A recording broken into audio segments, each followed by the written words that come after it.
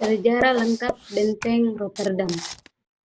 Benteng Rotterdam bermula sebagai benteng ujung pandang atau benteng Panua, didirikan pada tahun 1545 Masehi oleh Raja Gua ke-9, Tumapa Arisi Kalonna atau Daeng Matanreng Karaeng menguntungi. Ada juga catatan yang menyebutkan perkuatan besar pertama dilakukan oleh Raja Gua ke-10, Tunalipangga Ulaweng, yang menjadikan benteng ini sebagai bagian dari sistem pertahanan maritim utama Kerajaan Gua Tallo. Nama Panyua berarti penyu, melambangkan filosofi kerajaan, kekuasaan, dan pertahanan yang kokoh, mampu berjaya dan bertahan baik di darat maupun di laut.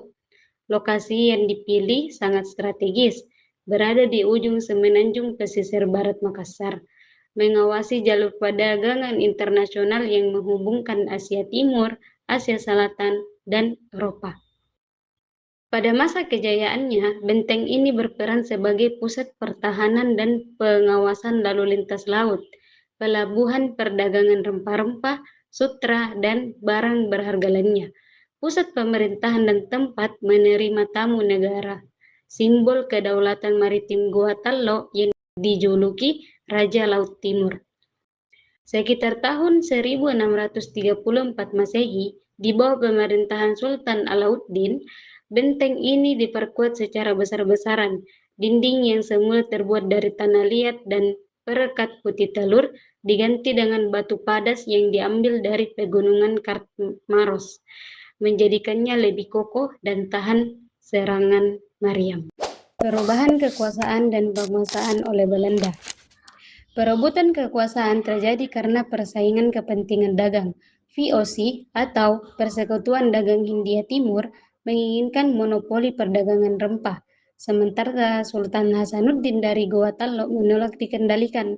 Belanda bersekutu dengan Arung Palakka dari Kerajaan Bone untuk melawan Goa. Perang berlangsung sengit, dan akhirnya Goa harus menerima kekalahan.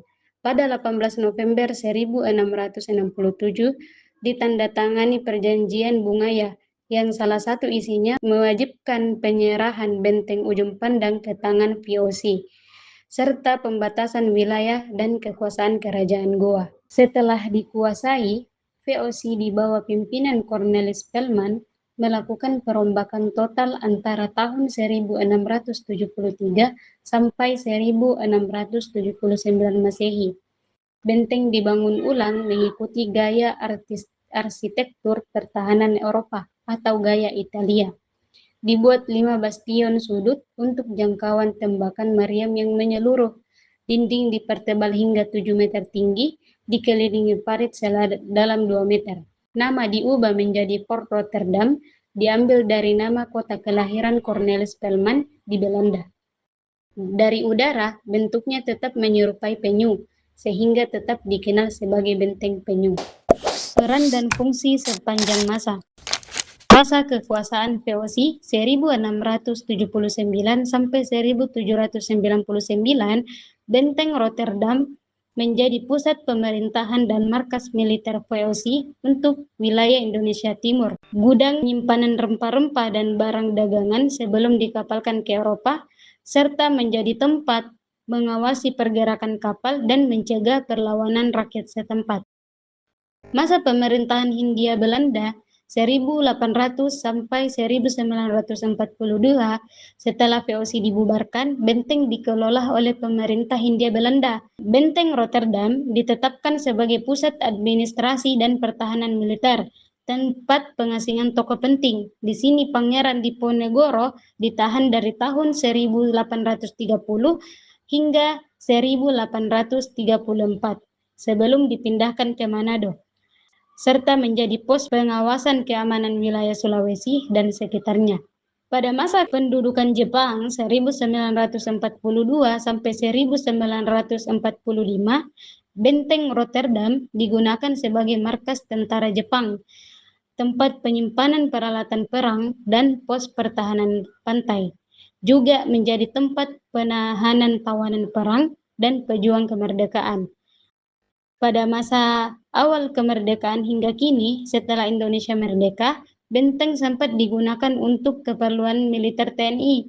Tahun 1973 dilakukan pemugaran besar-besaran. Secara resmi, Benteng Rotterdam ditetapkan sebagai Museum Lagaligo dan Cagar Budaya Nasional, menyimpan koleksi naskah kuno Lantora, peralatan perang, replika kapal pinisi, benda budaya Bugis Makassar, serta arsip sejarah kolonial. Benteng Rotterdam juga menjadi pusat pendidikan, penelitian, dan tujuan wisata sejarah terpenting di Makassar. Selain itu, Benteng Rotterdam juga menjadi pusat penyebaran agama dan ilmu. Pada masa kolonial, benteng juga menjadi tempat berkumpulnya misionaris dan peneliti yang mencatat kebudayaan, bahasa, dan adat istiadat masyarakat Sulawesi. Beberapa perjanjian antara Belanda dengan penguasa lokal ditandatangani di dalam benteng ini yang mengatur batas wilayah dan kekuasaan. Dari tempat yang dulunya hanya milik penguasa, kini berubah menjadi tempat terbuka yang bisa dinikmati semua orang sebagai sarana belajar dan rekreasi. Arsitektur dan keunikan. Benteng Rotterdam memiliki keistimewaan tersendiri dalam struktur dan bentuknya. Luas wilayah sekitar 3 hektar. Bentuk menyerupai hewan penyu, simbol yang diambil dari budaya lokal Bugis Makassar. Struktur utama terdiri dari 5 bastion. Bastion Amsterdam, Zeeland, Friesland, Holland, dan Walcheren yang berfungsi sebagai tempat pengawasan dan penempatan meriam. Bahan bangunan batu batas yang kuat dengan sistem saluran air bawah tanah yang canggih untuk mencegah banjir dan mengalirkan air ke dalam benteng. Kondisi merupakan salah satu benteng peninggalan kolonial yang paling utuh dan terawat di seluruh Asia Tenggara. Makna nama dan filosofi yang terkandung. Benteng Panyua, kata Panyua dalam bahasa Makassar berarti penyu. Hewan ini dipilih sebagai simbol karena hidup di dua alam, darat dan laut, melambangkan kekuasaan Gua Tallo yang menguasai kedua wilayah tersebut.